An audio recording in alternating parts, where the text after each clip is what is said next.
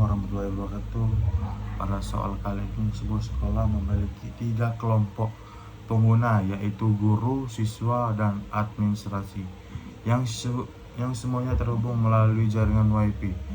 Meskipun pengguna jaringan kabel yang sama, setiap kelompok memiliki kebutuhan akses dan tingkat keamanan yang berbeda. Oleh karena itu, tujuan utama penggunaan VLAN adalah untuk memisahkan lalu lintas data antar kelompok pengguna. Jika seluruh pengguna ditempatkan dalam satu jaringan yang sama, maka semua perangkat saling berkomunikasi secara langsung. Kondisi ini dapat meningkatkan risiko keamanan karena pengguna yang tidak berwenang berpotensi mengakses perangkat atau data milik kelompok lain. Selain itu, lalu lintas data dalam satu jaringan akan semakin padat sehingga dapat menurunkan kinerja jaringan. Pada jaringan sekolah ini, pembagian VLAN dapat dirancang berdasarkan kelompok pengguna. Sebagai contoh, VLAN 10 digunakan untuk guru, dan VLAN 20 digunakan untuk siswa, dan VLAN 30 digunakan untuk administrasi. Guru dapat mengakses setiap pembelajaran server akademik dan printer guru. Siswa yang hanya dapat mengakses internet pada aplikasi pembelajaran yang telah disediakan oleh sekolah.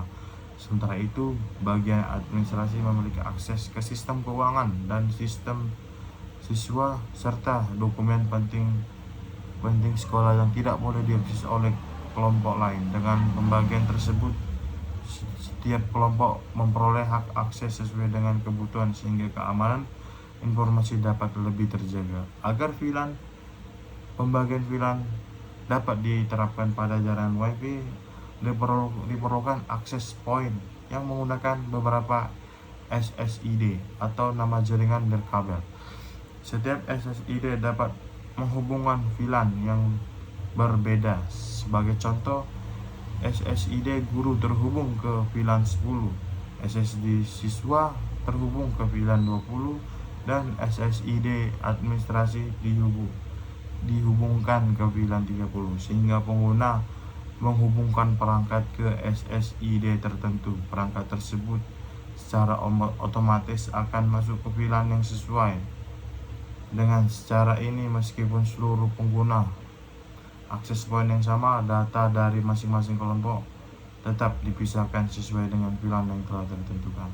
Penerapan beberapa VLAN pada akses point memberikan banyak manfaat terhadap keamanan jaringan. Data memiliki bagian administrasi seperti informasi keuangan atau data pribadi siswa yang tidak dapat diakses oleh siswa manapun pengguna lain beberapa yang pada VLAN yang berbeda. Selain itu, administrator jaringan dapat membuat aturan keamanan yang berbeda untuk setiap VLAN.